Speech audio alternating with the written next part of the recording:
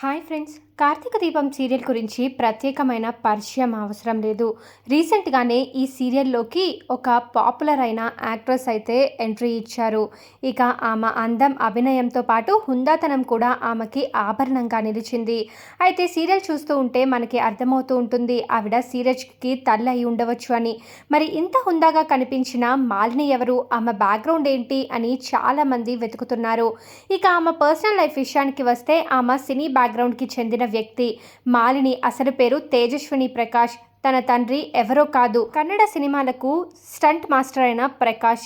తేజస్విని తల్లి పేరు వినయ, బుల్లితెర నటిగా చాలా పాపులర్.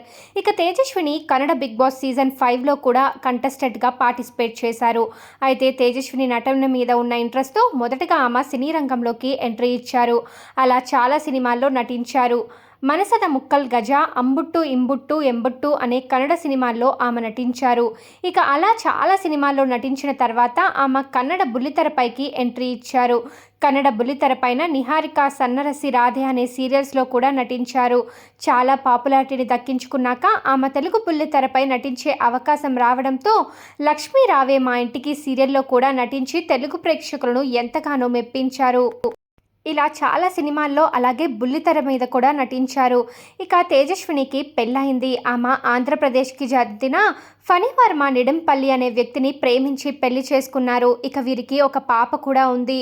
అయితే తేజస్విని పక్కా సినిమాల్లో అలాగే మరో పక్క సీరియల్స్లో నటిస్తూ చాలా బిజీగా ఉన్నారు. అంతేకాకుండా సక్సెస్ఫుల్గా కెరియర్ని అలాగే తన వ్యక్తిగత జీవితాన్ని బ్యాలెన్స్ చేస్తున్నారు.